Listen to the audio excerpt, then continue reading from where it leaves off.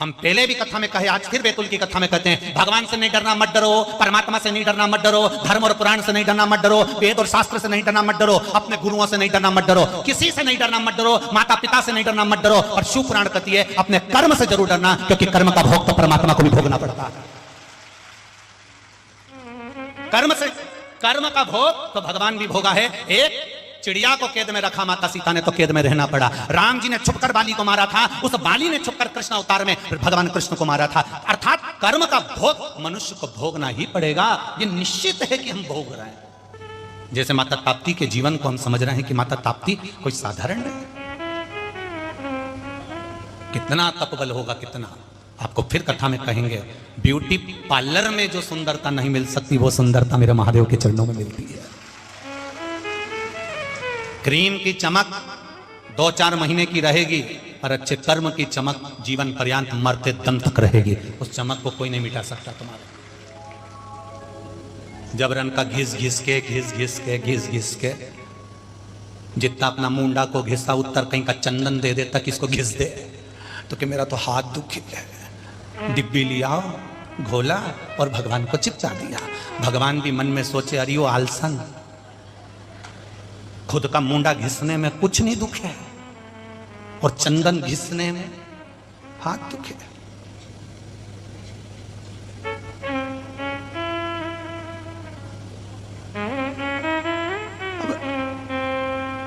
फिर भी मेरा देवादिदेव महादेव नहीं बोला, कोई बात नहीं, घिसो तुम तुम्हारा मुंडा ही घिसो, कोई दिक्कत नहीं है। सुबह से लेकर रात तक तुमने कर ही किया। सुबह से उठी, बोलती जाओ, जम के बोलो, दांत घिसा, फिर मुंडा, फिर नहाते नहाते भी घिसा।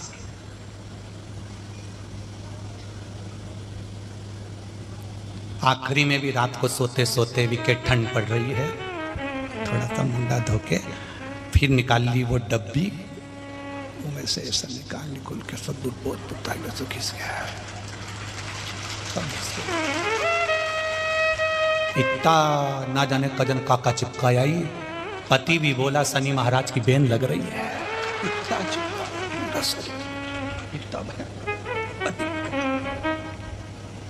कभी कभी पति भी आरती गुनगुना लेता, तू तो काली रे कल्याणी हो, जित देखूं तो जोग मां, तू दिख रही है,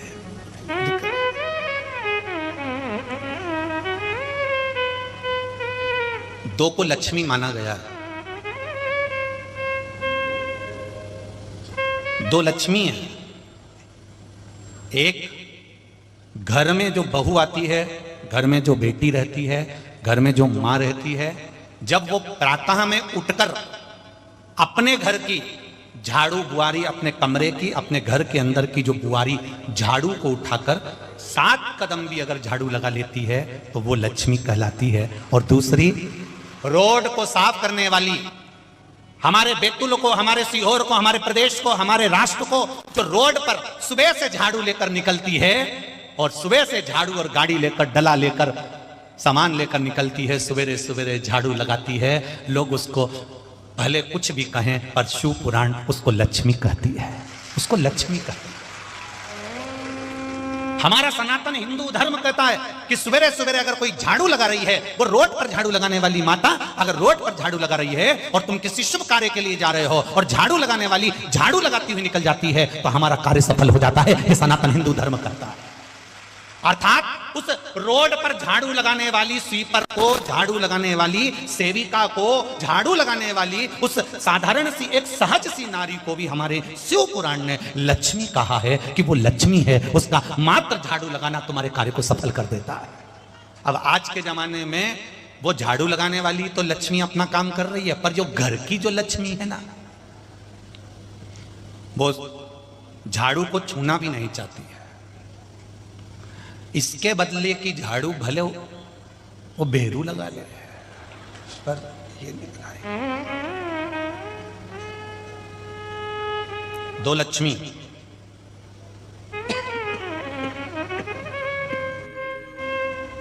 दो लक्ष्मी आपके स्मरण में रहे। कौन कौन सी? एक गृह लक्ष्मी और दूसरी वो जो सुबह सुबह झाड़ू लगाती है। शुभ कार्य के लिए जा रहे हो, डलिया देख ली, उसकी झाड़ू देख ली, या वो झाड़ू लगाती हुई निकल गई, बोलो शुभ मानते कि नहीं मानते? उसको शुभ माना जाता है। हमारा कार्य सफल हो जाएगा। ये झाड़ू लगाती हुई निकली, अब दियाल मैं निकलूंगी और मेरा कार्य सफल हो जाएगा।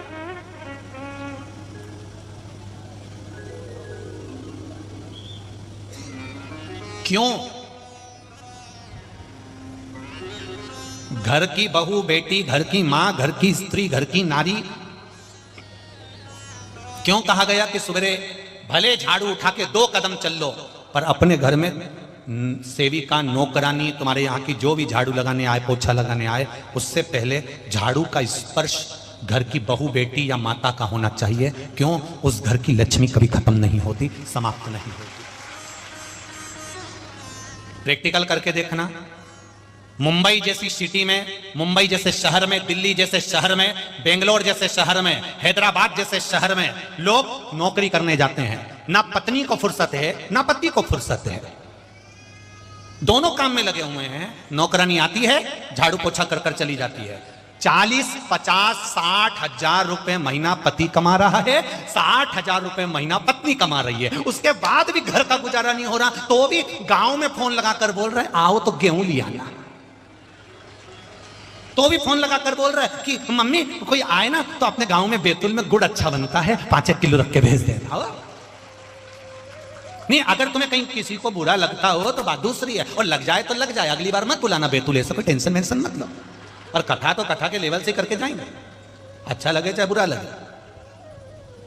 60-70 हजार रुपए महीना कमा रहा है, 60-70 हजार रुपए की धर्मपत्नी कमा रही है। इतना कमाने के बाद भी घर में रत्ती भर का सुख नहीं है, रत्ती भर का। उसके बाद भी कुछ नहीं जोड़ा, और मकान भी लिया तो वो भी लोन से लिया, और पटा पटा के मरी गए।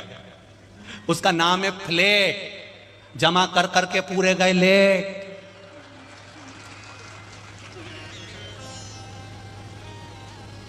तो भी किस्त पूरी नहीं हुई, क्या मतलब का?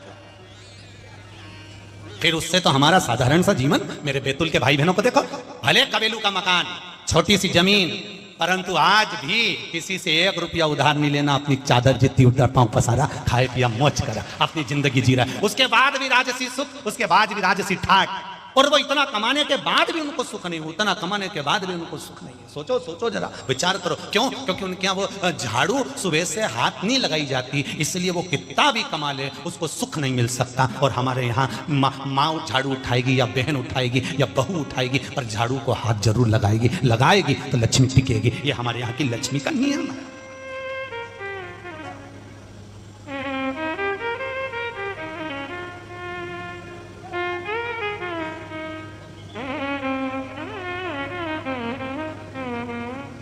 ये वहां का नहीं है।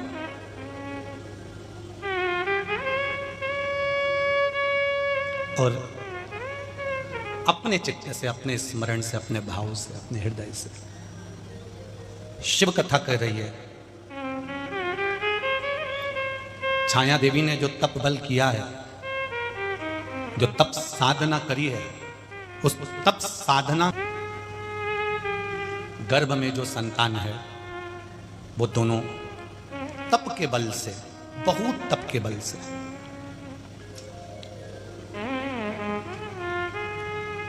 गर्भित जो संतान थी, वो तप का जब तेज होता है, तप का बल जब बढ़ जाता है, तो उस बढ़े हुए तप के बल से गर्भ की संतान जो हुई, उसका कलर काला पड़ गया, श्याम पड़ गया। अब एक बात बहुत ध्यान देना, किसी ने पूछा गुरुजी, छाया माता की संतान काली क्यों हुई, श्याम कलर की क्यों हुई, सांवरा कलर क्यों आया? तो छाया ने सूर्य नारायण भगवान को देखा, उनके साथ में रही, क्योंकि संज्ञा माता की आज्ञा थी, संज्ञा की आज्ञा से रही।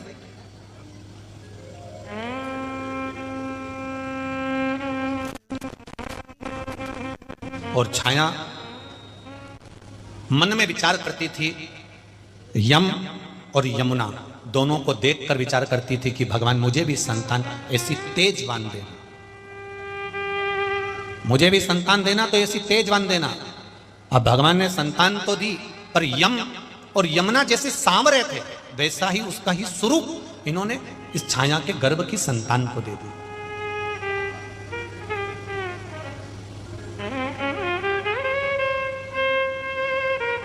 संतान हुई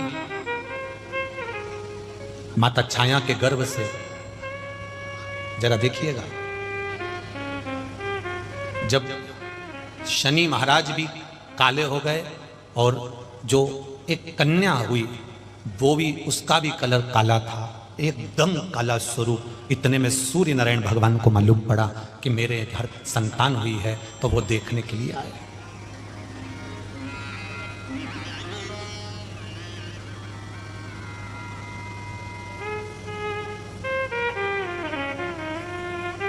जो शनि महाराज को देखा और जो अपनी बेटी को देखा, पुत्री को देखते से शनि महाराज और पुत्री को देखते से सूर्य नारायण भगवान के मुख से निकल गया, ये तो इतनी भयंकर, जैसे मां पार्वती ने एक रूप रखा था भद्रकाली का, ऐसी भद्रा काली जैसी दिख रही है। और ये मेरा पुत्र इतना भयंकर काला, भय उत्पन्न हो गया। सूर्य नारायण भगवान ने कहा ये मेरी औलाद नहीं है, ये मेरी संतान नहीं है। छाया माता को अपशब्द सूर्य नारायण भगवान ने कह दिया, कहा। उसी समय पर माता छाया के नेत्र का अश्रु नीचे गिरा। गिरते से ही शनि महाराज और माता को प्राप्त हुआ, दोनों भाई बहन जैसे बड़े हुए। स्वरूप उनका काला था दोनों का। इतने में शनि महाराज को क्रोध आ गया और क्रोध आते से ही उन्होंने देखा कि मुझे मेरे पिता अपशब्द कहते चल जाता, पर मेरे पिता ने मेरी बहन और मेरी माता को अपशब्द कहा है। शनि महाराज ने दृष्टि दे दी। जैसे ही दृष्टि दी, सूर्य नारायण भगवान के घोड़े बिलखने लगे, आगे बढ़ते ही नहीं थे, आगे बढ़े ही नहीं।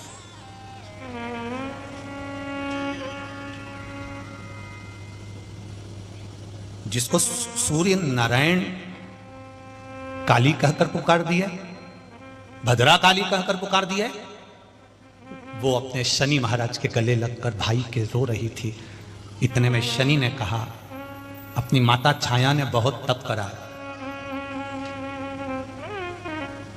एक काम कर, शंकर भगवान की आराधना।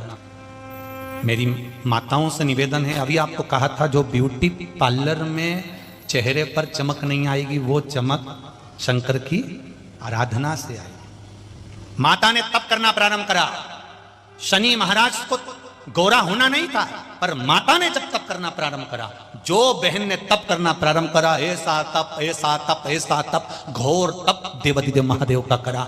महादेव का सिंहासन तो नहीं हिला, पर माता पार्वती का सिंहासन हिल गया। पार्वती जी का सिंहासन हिला और माता जगत जननी पार्वती आकर खड़ी हो गई। उस जिसको भद्रा काली कहा था, जिसके ऊपर हंसे थे सूर्यदेव, अपशब्द कहे थे सूर्यदेव अपनी ही पुत्री को, अपनी ही पत्नी को, वहां आकर मां गौरा, मां पार्वती, मां गौरी, महागौरी आकर खड़ी हो गई और तप कर रही उस स्त्री से, तप कर रही उस कन्या से कहा, तुझे क्या चाहिए? इतनी छोटी सी अवस्था में तू इतना तप कर रही है,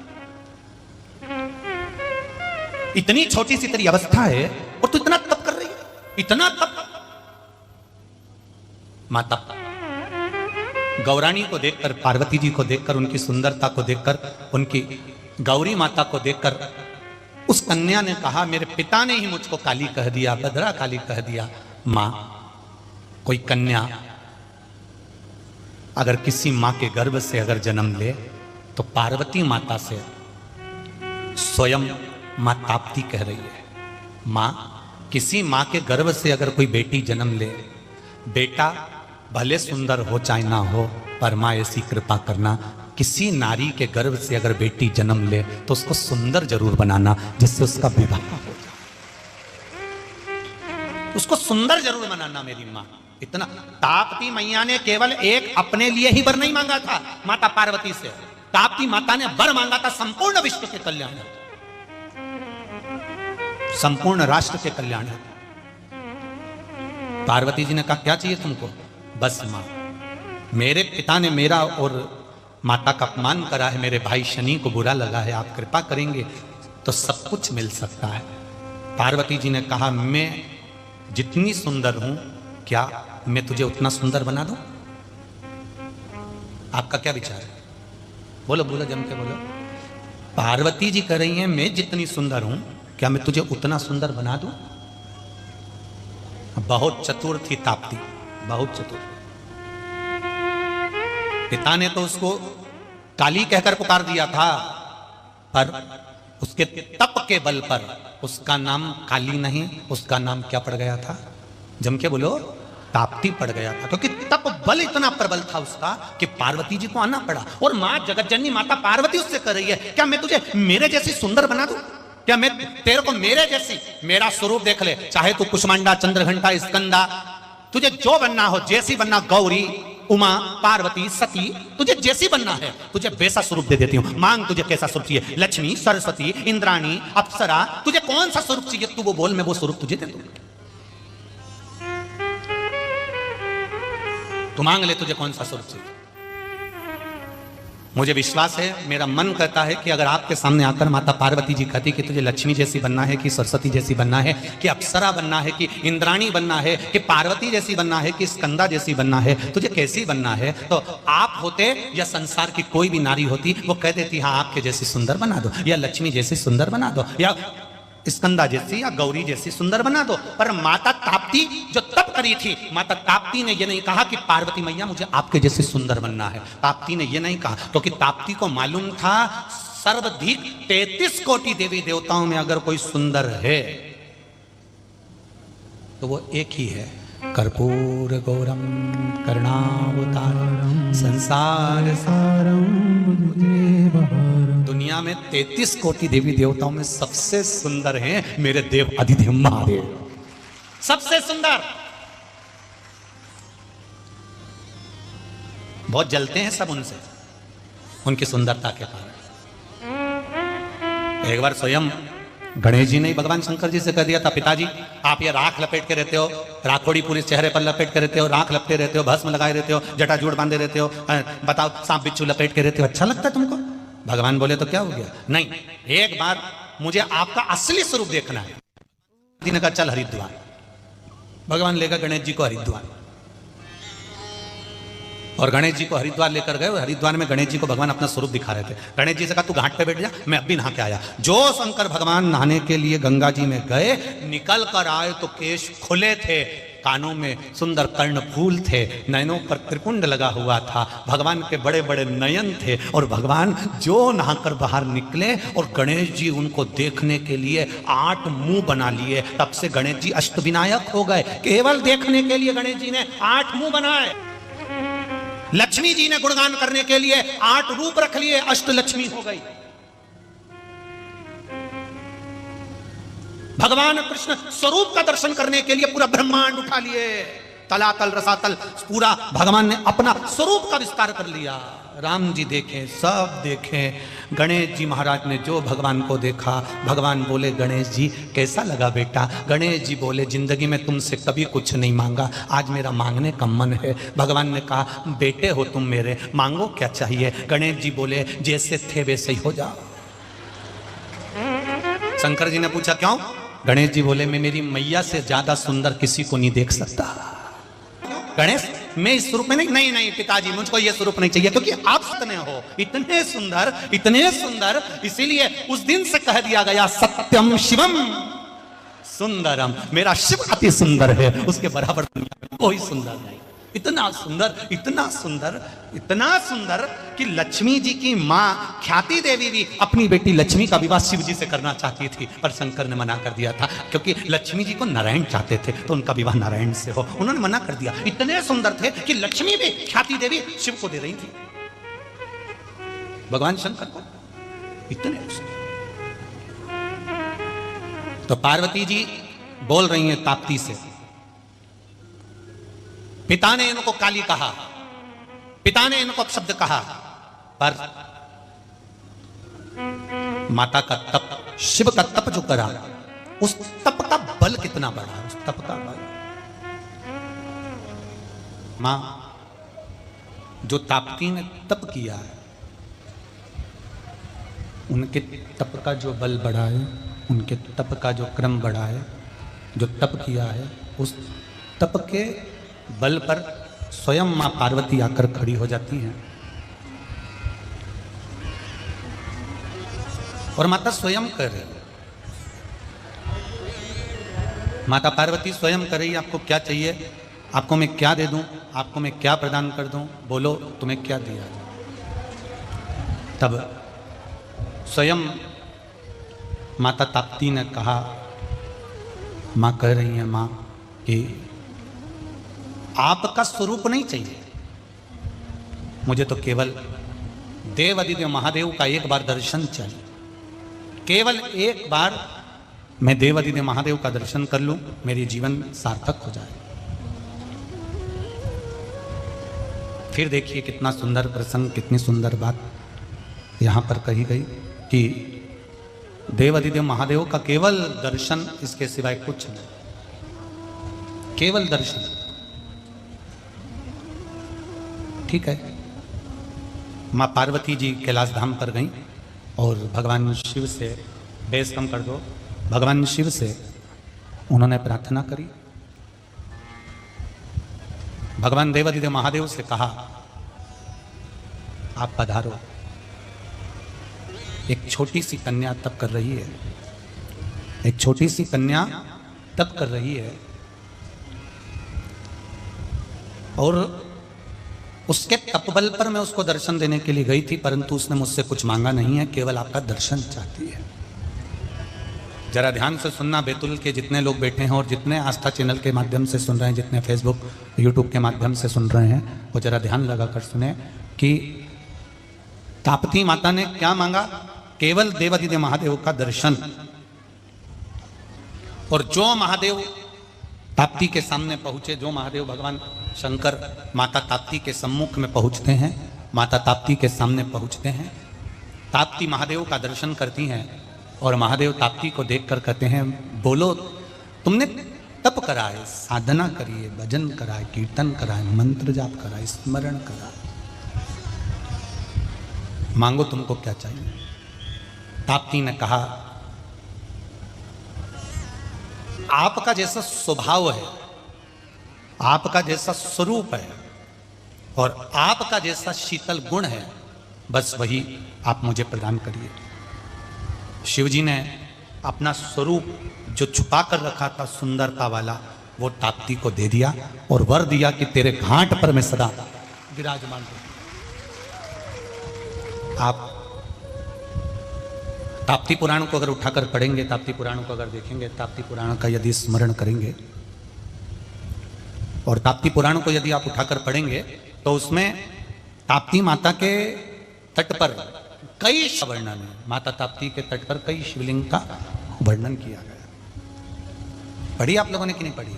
पढ़ी है तो पढ़ी होगी, तो उसमें वर्णन आप लोग सुनेंगे कि ताप्ती माता के तट पर जहाँ से माता ताप्ती का उद्गम हुआ है, मुल्ताई के नज़दीक से, वहाँ से लेकर जहाँ सूरत के पास में जाकर माँ ताप्ती जो सागर में समाहित हुई है, वहाँ तक में कितने कितने कितने कितने शिवालय भगवान शंकर का स्वरूप विराजित है। भगवान देवाधिदेव महादेव वहाँ पर बैठे हैं, विराजित हैं।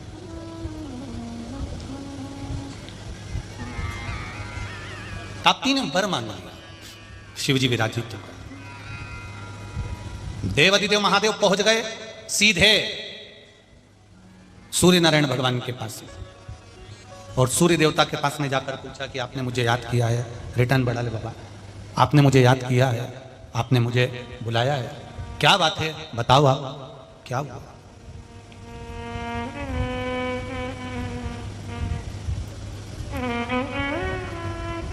मुझे कैसे बुलाया आपने, कारण क्या है?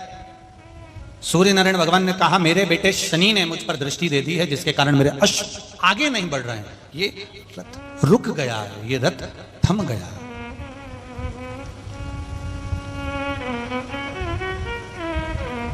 ये रथ रुका हुआ। शंकर भगवान ने छाया को देखा और छाया को देखकर कहा, छाया तुम्हारा पुत्र शनि जिसने पिता के रथ को रोका है, केवल आपके लिए और अपनी बहन के लिए।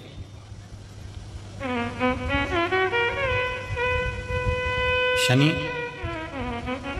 अपने पिता के रथ को आगे जाने दो, क्योंकि ये विश्व का कल्याण करने वाला है, जन कल्याण करने वाला है।